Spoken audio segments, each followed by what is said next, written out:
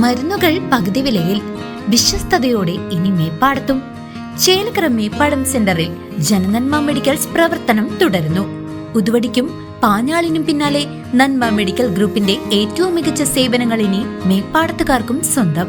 Branded മരുന്നുകൾക്ക് 10% മുതൽ വിലക്കിഴിവും generic മരുന്നുകൾക്ക് 50% ലാഭവും ഞങ്ങൾ ഉറപ്പു നൽകുന്നു. മരുന്നുകൾ ഓർഡർ ചെയ്യാൻ കുറിപ്പടികൾ വാട്സ്ആപ്പ് ചെയ്താൽ മതി. സൗജന്യ ഹോം ഡെലിവറി സൗകര്യവും ലഭ്യമാണ്. കുറഞ്ഞ നിരക്കിൽ മികച്ച ചികിത്സാ സഹായം, അതാണ് ജനനന്മ. ജനനന്മ മെഡിക്കൽസ്, മേപ്പാടം സെന്റർ, ചേലക്കര. ചേലക്കര ഗ്രാമപഞ്ചായത്ത് ബഡ്ജറ്റ് അവതരണത്തിന് പിന്നാലെ കണക്കുകളിലെ പിശകുകൾ ചൂണ്ടിക്കാട്ടി തിരുത്തലുകളുമായി പ്രതിപക്ഷാംഗം എല്ലിശ്ശേരി വിശ്വനാഥൻ രംഗത്തെത്തി.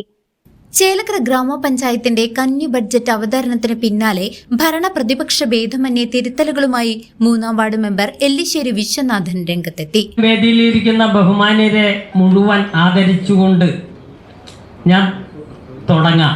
അത് ഈ ബഡ്ജറ്റിനെ കുറിച്ചുള്ള ചർച്ചയല്ല.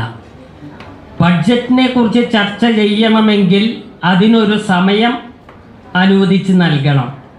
ഉച്ചയ്ക്ക് ശേഷമാണ് ബഡ്ജറ്റ് ചർച്ച നടക്കേണ്ടത്. അപ്പോഴേണ് ഉണ്ടാക്കിയ ആളുകളല്ലാത്ത ആളുകൾക്ക് ബഡ്ജറ്റിനെ കുറിച്ച് പഠിച്ച അഭിപ്രായം പറയാൻ കഴിയൂ. ഇവിടെ പ്രസിഡന്റ് അതല്ലാതെ സൂചിപ്പിച്ച ഒരു വിഷയത്തിന് ഒരു വ്യക്തത വരുത്തേണ്ടതുണ്ട് എന്ന് തോന്നിയാണ്ട് മാത്രം ഞാൻ സംസാരിക്കുന്നത്. ഈ ഇവിടെ അവതരിപ്പിച്ച ബഡ്ജറ്റിനെ സ്വാഗതം ചെയ്യുകയോ തള്ളിക്കളയുകയോ ചെയ്യുന്നതിന് വേണ്ടിയല്ല ഞാൻ ഈ വേദിയിലേക്ക് കയറിയത്.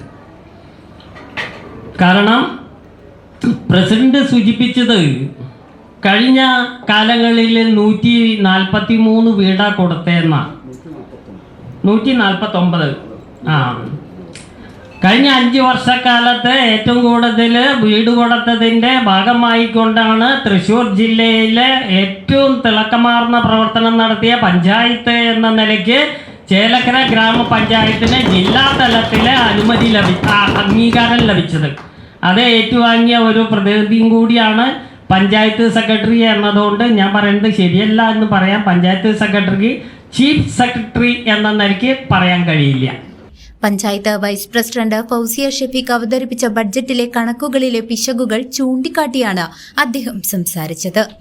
കഴിഞ്ഞ 5 വർഷത്തിനിടെ പഞ്ചായത്ത് നടപ്പിലാക്കിയ ഭവന പദ്ധതികളെക്കുറിച്ച് പ്രസിഡന്റ് ടി ഗോപാലകൃഷ്ണൻ നൽകിയ വിവരം തെറ്റാണെന്നും 143 വീടുകളല്ല മറിച്ച് 149 വീടുകളാണ് നൽകിയതെന്നും അദ്ദേഹം ഓർമ്മിപ്പിച്ചു.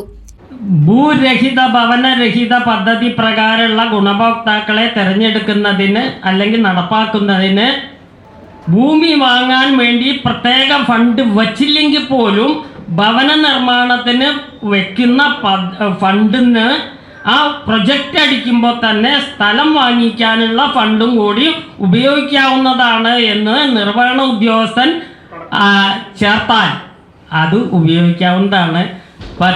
എൻ്റെ ഓർമ്മ ശരിയാണെങ്കിൽ 10-32 പേർക്ക് ഭവന സ്ഥലം വാങ്ങിക്കുന്നതിന് കാശ് കൊടുത്തിട്ടുണ്ട്.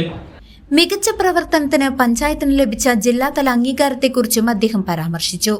ഭൂരഹിതർക്കായി സ്ഥലം വാങ്ങുന്നതിന് പ്രത്യേക ഫണ്ട് നീക്കിവെക്കുന്നതിലെ സാങ്കേതിക വശങ്ങളും കാർഷിക മേഖലയ്ക്ക് ബഡ്ജറ്റിൽ നൽകിയിട്ടുള്ള പ്രാധാന്യം പോരാ എന്ന കാര്യവും അദ്ദേഹം ചർച്ചയിൽ ഉന്നയിച്ചു.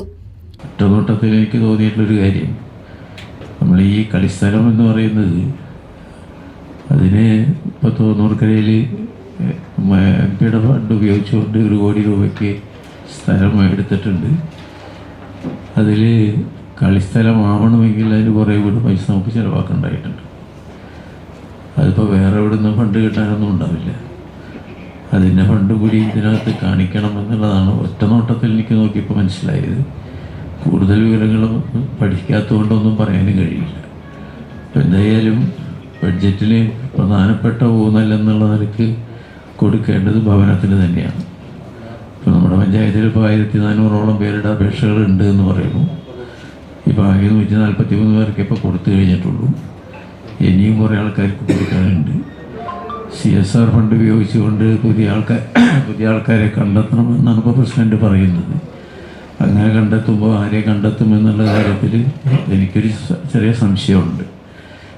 എന്തായാലും ഈ ഭവന നിർമ്മാണം എന്നുള്ളതിന് ഒരു പ്രധാനപ്പെട്ട ഊന്നൽ ഈ കാര്യത്തിൽ കൊടുക്കണമെന്നുള്ളതാണ് എനിക്ക് തോന്നിയിട്ടുള്ളത്.